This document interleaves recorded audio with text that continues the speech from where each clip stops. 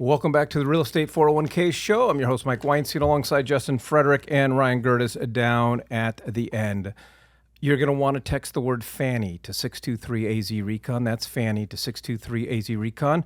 Method to my madness, just not trying to be my normal 12-year-old self.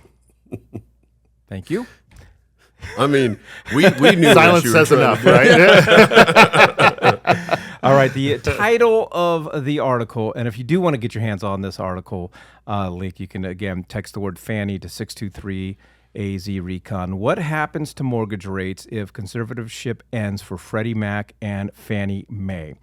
So really, in essence, and correct me if I'm wrong, Justin, the easiest and most simplistic way to explain this, for those of us old enough to be around for the market crash, 2007 to 2009, some really questionable things were happening and so forth. And so the government came in as the big brother, big sister, and basically said, we're going to oversee you, Freddie Mac and Fannie Mae. And so now Freddie Mac and Fannie Mae want to get rid of that oversight. And so where we're at right now is basically the feds are saying, hey, or Treasury Secretary Scott Bessent said, if we release you from our governorship and our oversight and so forth, you can't raise interest rates. So am I explaining it in a simplistic way? What am I leaving out? Yeah, basically, the plan from the beginning was that they were only going to do this for a few years, and here we are. We're almost 20 years later, because this happened September of 2008. It wasn't supposed to. We weren't supposed to be under conservatorship for this long. But yeah, that's the gist of it. Yeah, and listen. It doesn't matter what the government says. The government can put a timeline on themselves. They don't ever, I can say now recently we might be experiencing some situations, but the government as a whole doesn't ever let up oversight. And so the thought that 100%. This was going to only go for 5 years is incredible. But so what are the concerns, and how realistic and how deep are these concerns? If the government releases this oversight on Freddie Mac and Fannie Mae, I mean, how much freedom do they now have to just do whatever they want with interest rates? I don't know that in detail, but I can tell you, myself, I am concerned. I'm concerned that if they're going to be private, and they're going to want to improve share prices for stockholders. I feel like they're going to just find a way to make more money, and I'm concerned that the consumer is going to pay for this. There was a lot of good things that came out of the government taking over Fannie and Freddie, including HARP. Bullet point some of those. HARP program, where basically the feds, or excuse me, the government forced Fannie and Freddie to refinance people even though they were upside down. We didn't have to do an appraisal. We didn't have to get income or asset documents. It first started off where you had to be at 125% loan to value in order to take over or refinance, and then there was no limit, and then it was initially for primary residence, and then it moved to all properties, and it would significantly reduce people's interest rates. And so what happened was they were able to stimulate the economy by pumping more money into homeowners' pockets by reducing their monthly mortgage payment, which then they were able to turn and take this money and supply it to other businesses.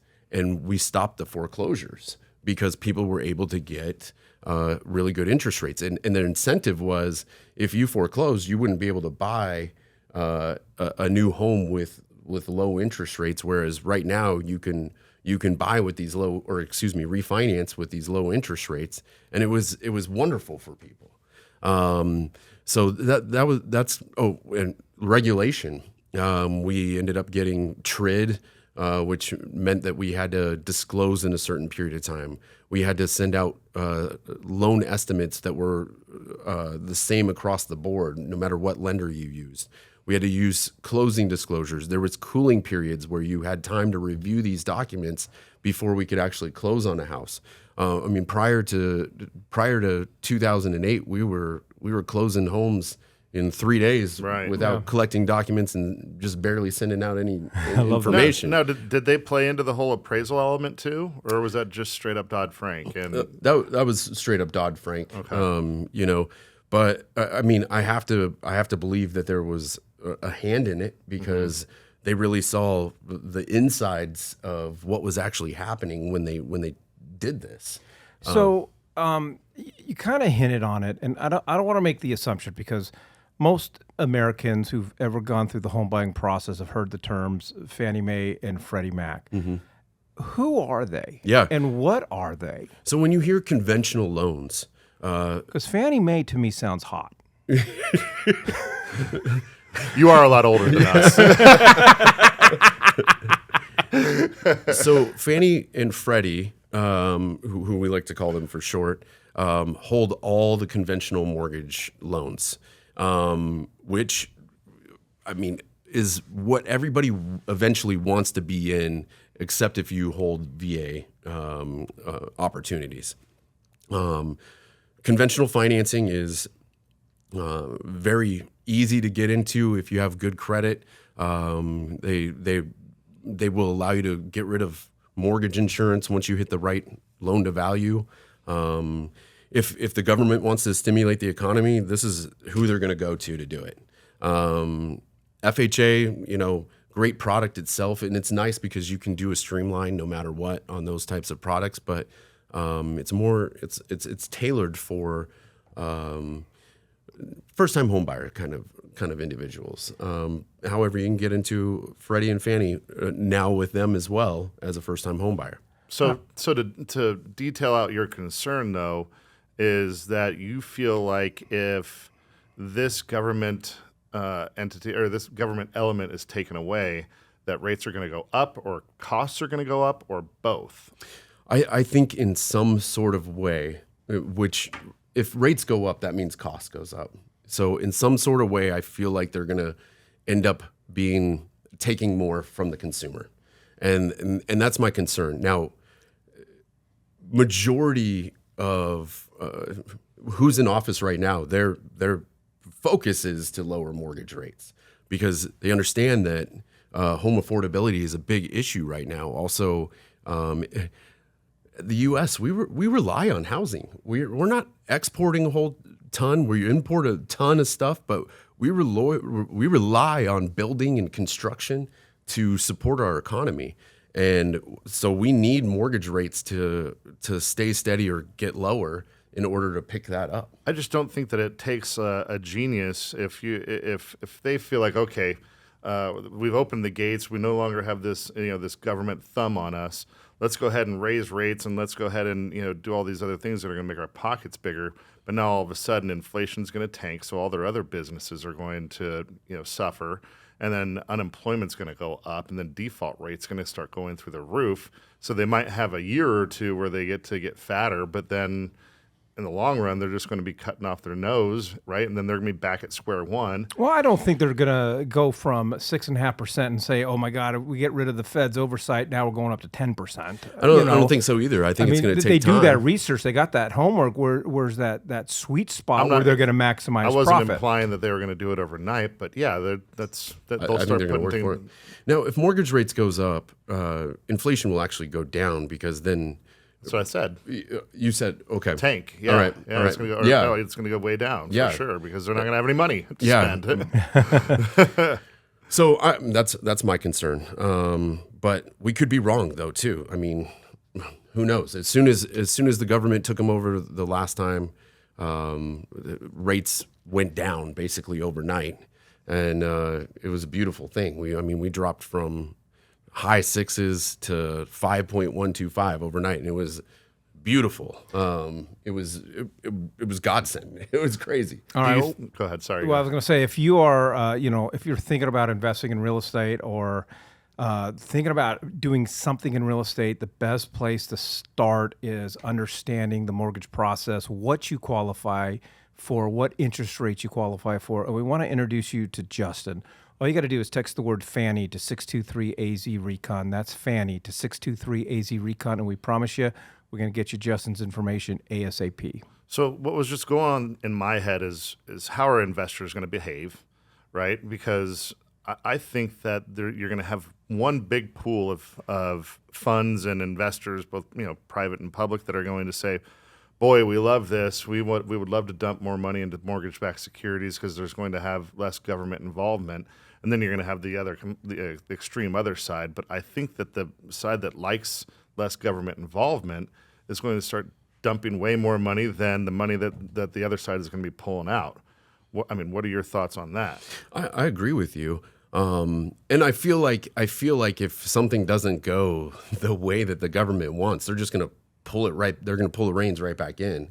But I agree with you. I feel like exactly what you said.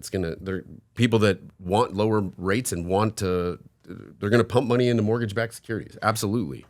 I just don't think they have the amount of money that it's going to take to get those rates lower, like the government has in the past. Yeah, what I find interesting about this, we have a current president that basically ran on let's get rid of as much regulations as we can, and oftentimes those regulations are directly impacting us as the consumer or as the developer and so forth.